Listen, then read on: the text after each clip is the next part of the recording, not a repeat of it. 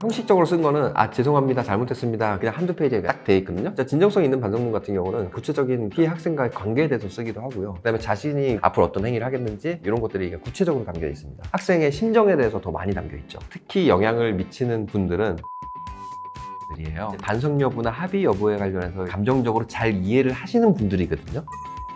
감정을 움직이면 아무래도 처분에 있어서 조금 더 도움이 되겠죠.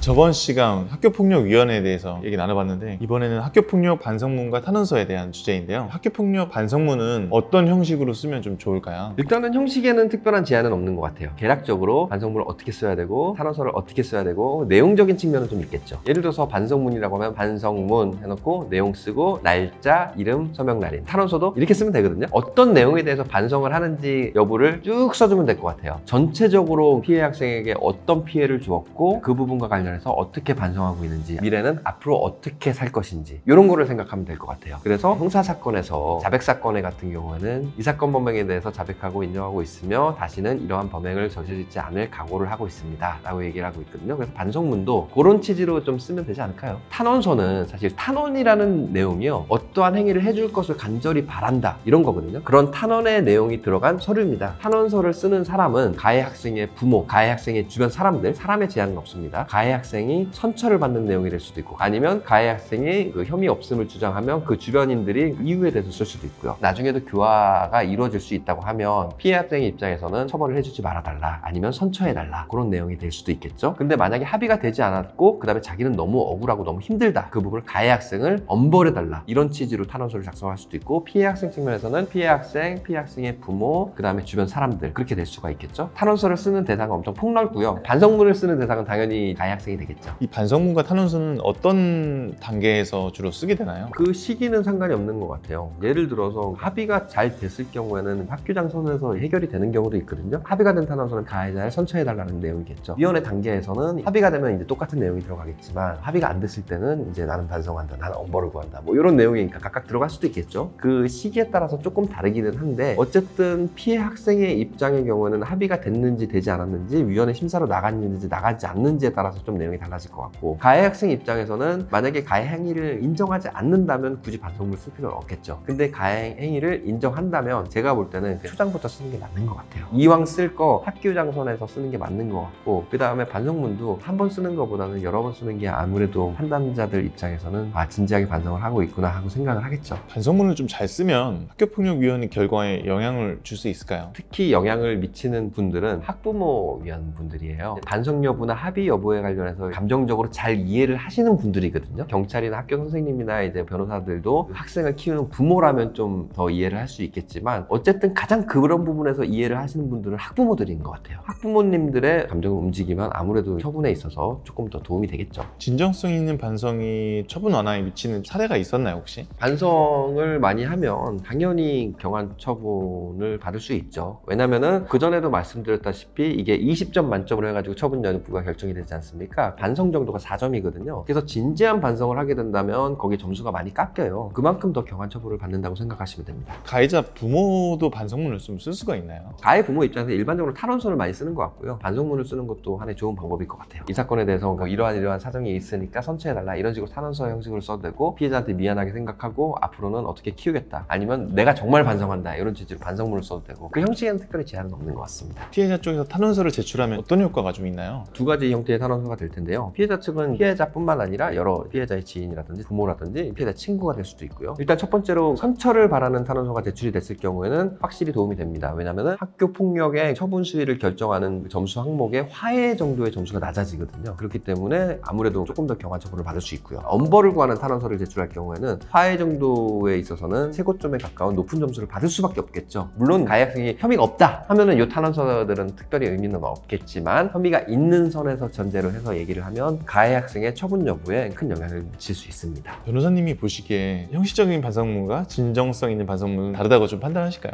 읽어보면 좀 다른 것 같아요. 형식적으로 쓴 거는 죄송합니다, 잘못했습니다, 그냥 한두 페이지에 딱 돼 있거든요. 진정성 있는 반성문 같은 경우는 구체적인 피해 학생과의 관계에 대해서 쓰기도 하고요. 그다음에 자신이 앞으로 어떤 행위를 하겠는지 이런 것들이 구체적으로 담겨 있습니다. 학생의 심정에 대해서 더 많이 담겨 있죠. 그러니까 어떤 경우는 이런 면까지 생각을 했단 말이에요. 학생이 이거는 정말 반성하고 있구나, 이렇게 생각하는 반성문들도 봤습니다. 진정성 있는 반성문이 그 위원들의 신금을 더 울릴 수 있겠죠. 그렇기 때문에 형식적인 반성문을 썼다 그러면 어느 정도는 학생에게 네가 뭘 잘못했는지 정확히 확인해서 다시 써라, 이렇게 얘기를 하죠. 자기가 생각하고 있는 것이 글에 표현이 되는 거거든요. 물론 거기에 대한 표현력이 약할 수는 있겠지만 어느 정도 진심이 글에 표현되지 않으면 반성 정도와 관련해서 점수가 크게 떨어지진 않겠죠. 그렇기 때문에 반성문 쓰는 것도 어느 정도는 중요하다고 생각을 합니다. 반성문을 쓰는 데 있어서 변호사의 역할이 좀 중요하다고 생각하시나요? 반성문 자체가 사안의 결과를 좌우하지는 않을 겁니다. 그래도 코치가 들어간 것과 들어가지 않은 것은 약간 다를 수는 있겠죠. 다만 거기에 대한 전제는 학생이 진지한 반성을 하고 있는지 여부인 것 같습니다. 그런 측면에서 학부모들분께서 그 반성문을 잘 봐줄 수 있고, 그 다음에 이 친구가 반성의 의사가 진짜로 있는지 여부를 확인하는 건 학부모님들이 다 해줄 수도 있다고 생각을 하거든요. 근데 만약에 그게 부족하다면 변호사나 전문가의 도움을 받아야겠죠. 변호사분들마다 반성문을 봐주는 정도는 다를 것 같아요. 피해자 측에서 그러니까 탄원서를 어떻게 쓰면 이게 엄벌을 받을 수 있는지, 가해자 측에서 어떻게 하면 선처를 받을 수 있는지 내용을 보고, 그 다음에 어떤 내용이 들어갔으면 좋겠다, 어떤 내용을 뺐으면 좋겠다, 이런 부분들에 대해서는 경험치도 있으니까 코치해줄 수 있죠. 마지막으로 구독자분들께 해주고 싶은 말씀이 있으실까요? 일단 가해 학생 입장에서는요, 본인이 잘못했다고 생각을 하지 않음에도 불구하고 반성문을 쓰거나 주변 사람들의 탄원서를 받게 되면 그거는 딱 보이는 것 같아요. 그렇기 때문에 진지한 반성을 해야 진지한 반성의 내용이 담긴 반성문이 들어가는 것 같고요. 그 다음에 피해 학생의 입장에서도 이 친구가 진짜로 피해를 당하지 않았으면 엄벌을 구하는 탄원서를 썼다고 해도 이 내용이 보입니다. 그렇기 때문에 정말로 피해를 당했고 정말로 억울하고 힘들다, 이런 마음이 녹아들어 있는 탄원서가 돼야 좋을 것 같아요. 진짜로 그 학생과 학부모가 어떠한 마음을 갖고 있는지 여부에 따라서 그 서류의 내용도 달라집니다. 거짓된 서류 내용을 쓴다면 그거는 눈에 보이거든요. 일단은 당사자들의 진지한 의사가 뭔지 이거부터 먼저 생각을 하고 그 다음에 그 내용을 서류에 담는 걸 추천을 드리고요. 본인들이 쓴 내용이 제대로 된 것인지, 이게 참작을 받을 수 있는 것인지, 아니면 가해자 엄벌을 구할 수 있는 것인지 여부에 대해서는 관련 서류들을 검토를 해봤던가 아니면 썼던 사람들한테 좀 문의를 해서 내용을 이렇게 확정 짓는 것도 어느 정도는 필요하지 않을까 생각됩니다. 오늘은 학교폭력과 관련한 반성문과 탄원서에 대해서 같이 얘기를 나눠봤는데요. 만약에 추가적으로 더 궁금한 점이 있으시면 댓글로 남겨주시면 될 것 같고, 아니면 상담이 필요하시다면 더보기란에 감호원에 연락해 주시면 될 것 같습니다. 구독, 좋아요 부탁드리겠습니다. 감사합니다.